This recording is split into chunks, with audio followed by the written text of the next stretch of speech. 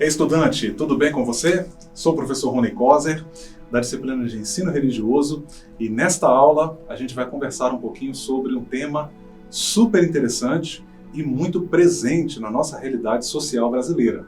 Nós vamos falar sobre denominações da religião cristã. Você já parou para pensar sobre por que existem tantas igrejas com nomes diferentes? Ou será que existe alguma relação com a questão das diferentes denominações cristãs? Bom, nesta aula a gente vai conversar sobre isso. Não deixe de registrar a sua presença por meio desse QR Code que aparece aí em sua tela, ok? Mas antes, eu preciso passar algumas informações aos professores, meus queridos colegas que me assistem nesta aula. Vamos lá. Prezado professor, prezada professora, esta aula é direcionada para os estudantes da Educação de Jovens e Adultos, a EJA. O nosso eixo temático é Ética e Cidadania, e o objetivo de aprendizagem é o seguinte: perceber o direito à diferença na construção de estruturas religiosas que têm na liberdade o seu valor inalienável.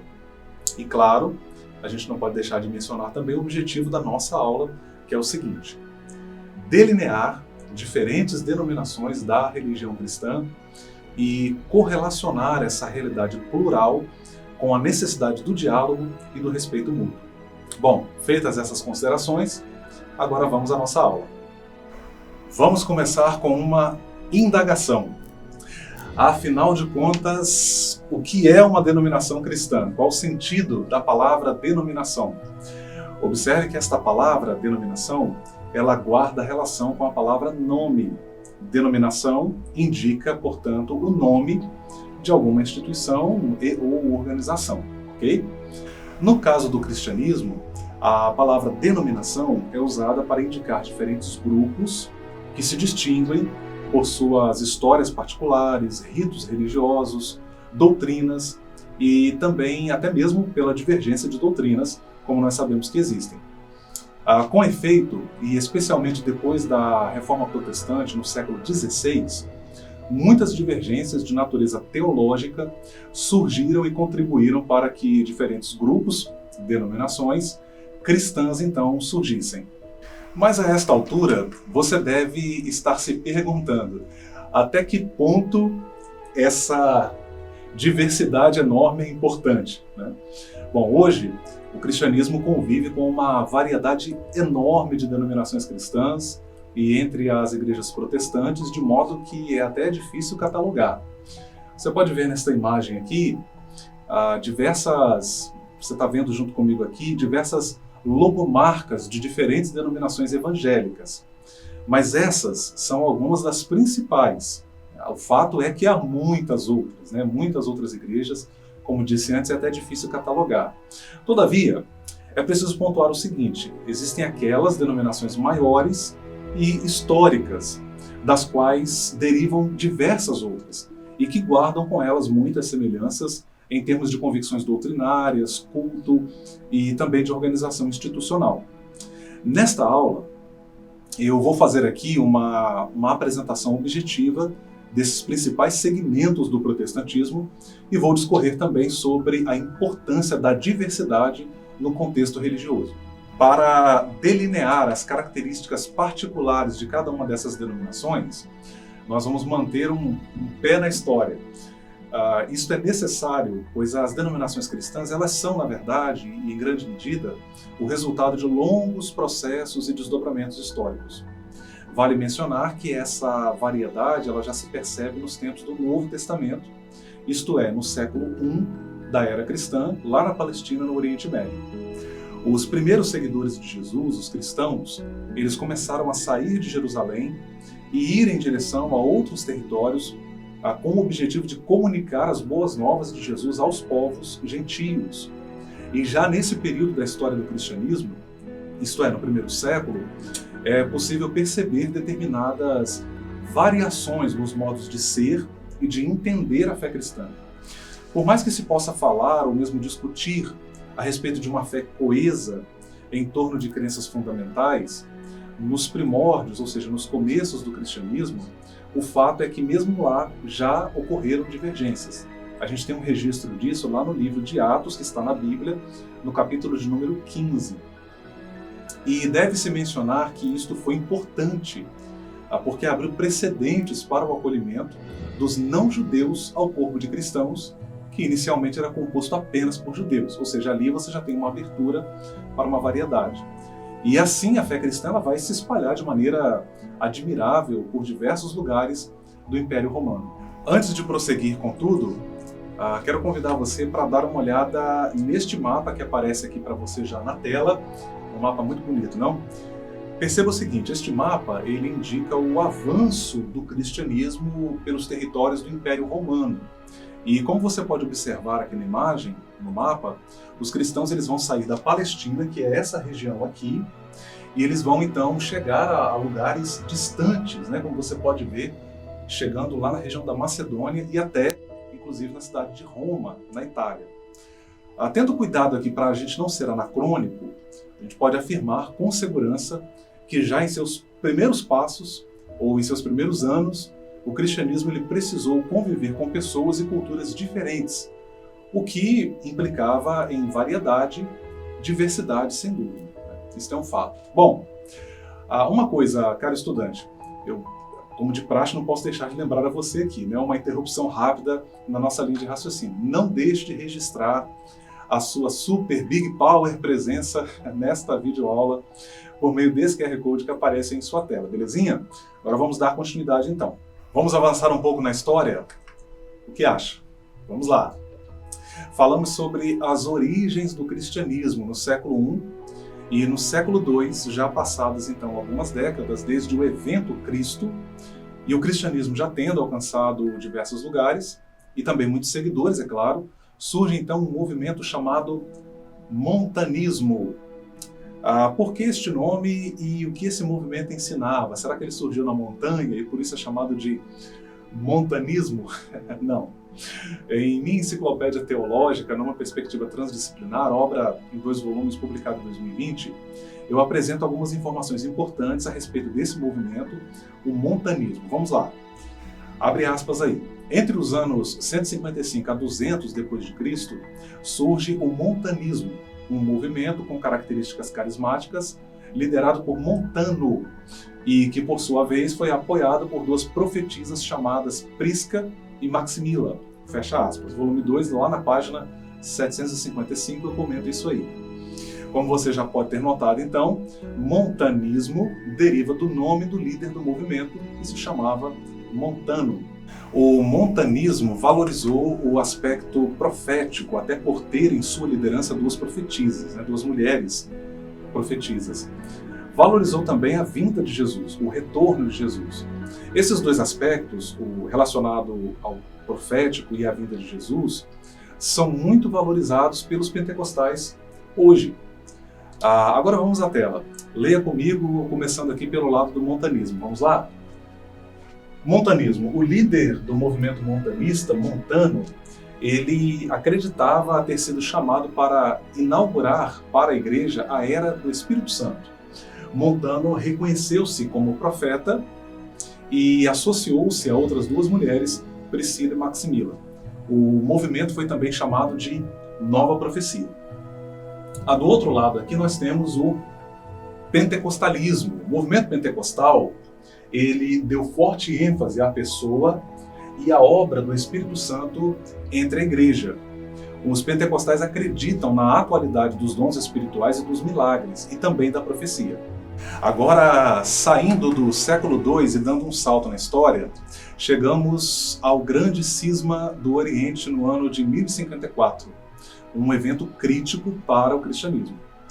Este é um evento histórico de grande importância na história do cristianismo. Mas afinal, o que foi esse cisma?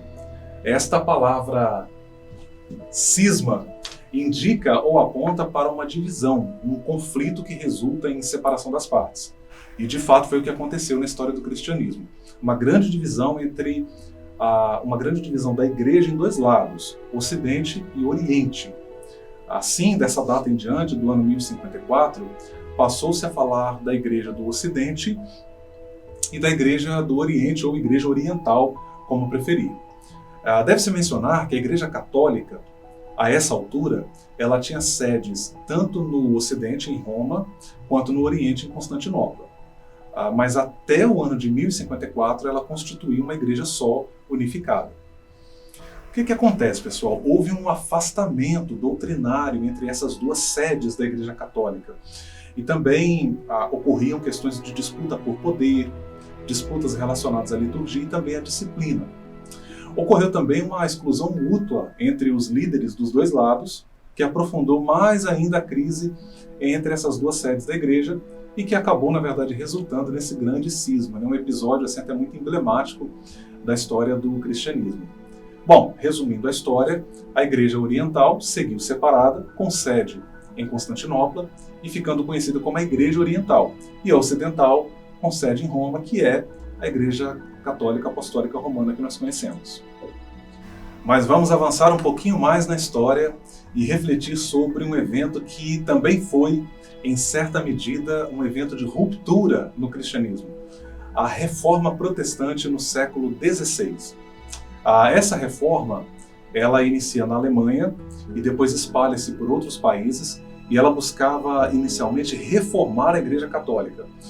Não havia necessariamente a ideia de uma ruptura com a Igreja Católica. A Reforma Protestante foi deflagrada pelo monge Martinho Lutero. Aqui na tela você tem uma retratação dele, quando ele afixa na porta da Catedral de Wittenberg, na Alemanha, as suas famosas 95 teses, que você pode encontrar na internet, que foi basicamente um documento em que ele criticava, ou no qual ele criticava, a venda de indulgências pela Igreja Católica Romana. Esse fato se deu precisamente no ano de 1517. Esta imagem que você visualiza aqui é uma retratação artística desse evento, que é aí um marco simbólico da Reforma Protestante.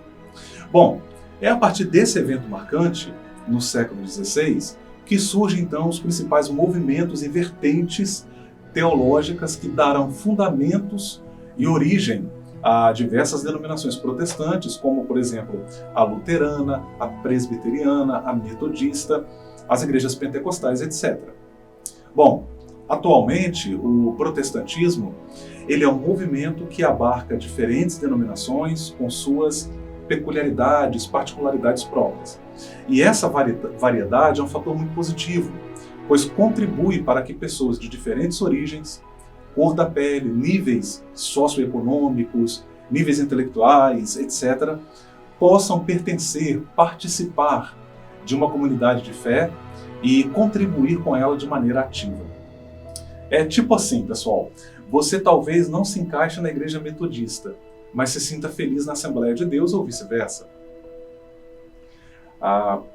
É muito legal a gente falar isso. Por quê, pessoal? A diversidade ela não deve ser demonizada, renegada ou mesmo tida como algo ruim. A humanidade ela é essencialmente diversa. A religião deve refletir positivamente essa diversidade. Beleza? Vamos avançar um pouquinho mais.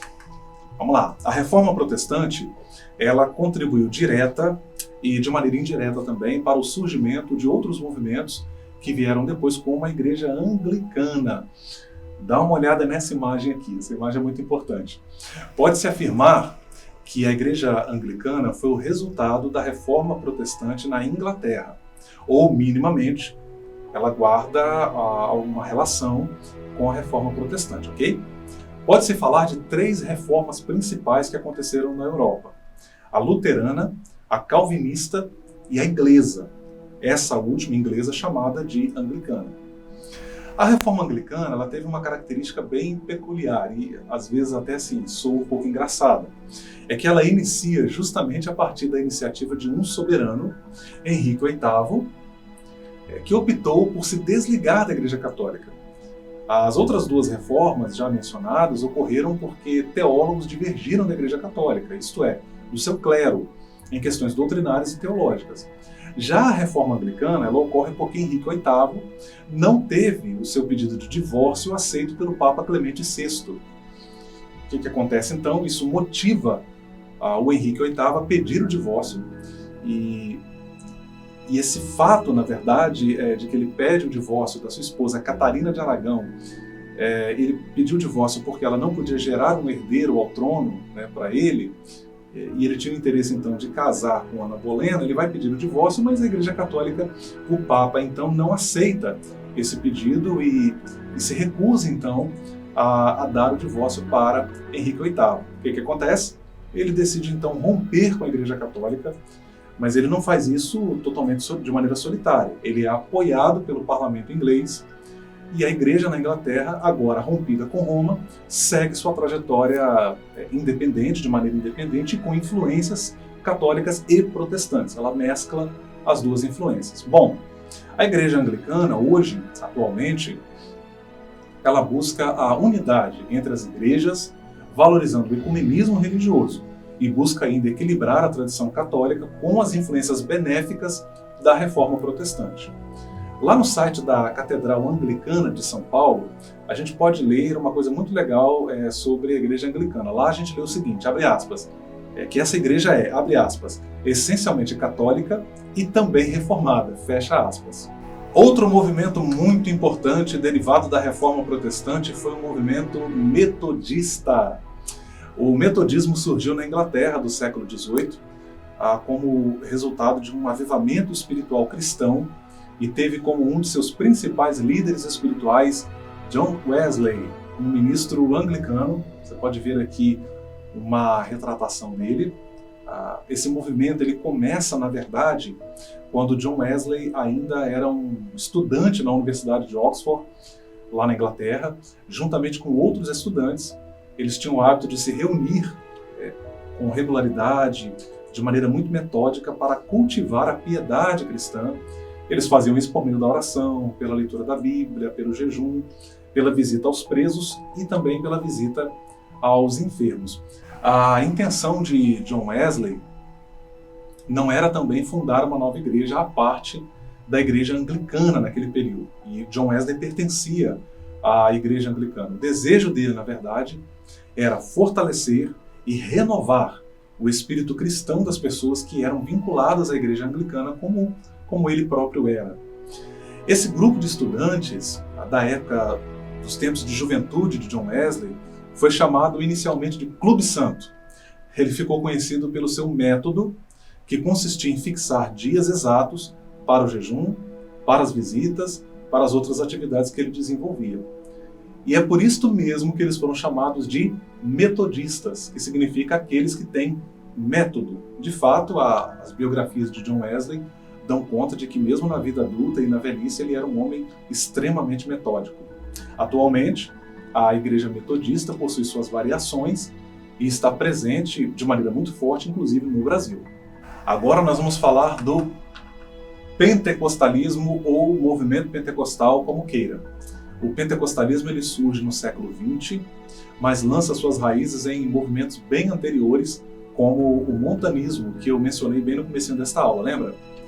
O pentecostalismo ele tem como referência histórica para os seus primórdios o avivamento espiritual cristão que acontece na Azusa Street, ou Rua Azusa, como é muito conhecida aqui no Brasil, lá na cidade de Los Angeles, nos Estados Unidos, especificamente entre os anos de 1906 a 1908.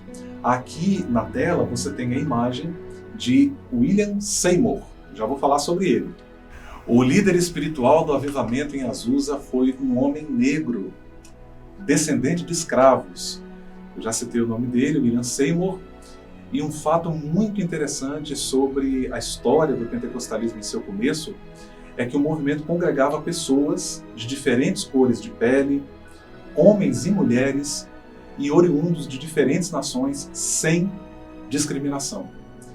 Todos experimentavam aquele fervor espiritual que é característico do movimento pentecostal. Bom, de Azusa o movimento ele vai se expandir, e um dos países que foi alcançado por esse avivamento foi justamente o nosso Brasil. A maior denominação pentecostal brasileira hoje é a Assembleia de Deus, que conta aí com aproximadamente 25 milhões de membros, mas deve-se mencionar que há várias outras denominações que se identificam como pentecostais, como igrejas pentecostais, ou até mesmo igrejas históricas e tradicionais, ou vertentes delas, que aderiram ao movimento pentecostal. O movimento pentecostal, o pentecostalismo, como queira, ele enfatiza basicamente a atualidade dos dons do Espírito Santo e do batismo com o Espírito Santo para os cristãos, como também a questão da cura divina. A primeira denominação pentecostal ao chegar ao Brasil foi a Congregação Cristã do Brasil, também muito conhecida pela sigla CCB, em 1910, e depois seguida pela Assembleia de Deus em 1911. No caso desta última denominação, que eu citei, a Assembleia de Deus, ela na verdade surgiu aqui em solo brasileiro, ainda que fundada por dois suecos, ou seja, dois estrangeiros, missionários que chegaram aqui e que se chamavam Gunnar Wingren e Daniel Berg. Eles eram missionários que chegaram ao Brasil com a finalidade de evangelizar e proclamar a mensagem pentecostal. Outras denominações vão surgir depois, denominações pentecostais, em décadas seguintes, e o movimento pentecostal então ganha muita força, tornando-se, sem dúvida, uma das maiores forças do cristianismo no Brasil e também no mundo todo. Bom, estamos chegando ao final da nossa aula, que pena, né? Um assunto muito interessante, muito palpitante. Concluindo aqui, no entanto, eu quero chamar a sua atenção para algo, pessoal, super importante. É possível cultivar a nossa fé e a nossa tradição religiosa sem desqualificar e criticar outras tradições religiosas. Queria que você guardasse isso. Chegando então ao final da nossa aula, eu quero aqui agradecer a você por ter ficado comigo até aqui, né? Eu espero que você tenha gostado muito desta aula e que ela tenha contribuído para o seu conhecimento do assunto, beleza? É importante dizer aqui, você, por favor, não deixe de registrar a sua presença por meio desse QR Code que está aparecendo aí em sua tela. Isto é absolutamente importante. E, como sempre digo aqui nas aulas de ensino religioso, mesmo distantes, nós estamos juntos. Valeu!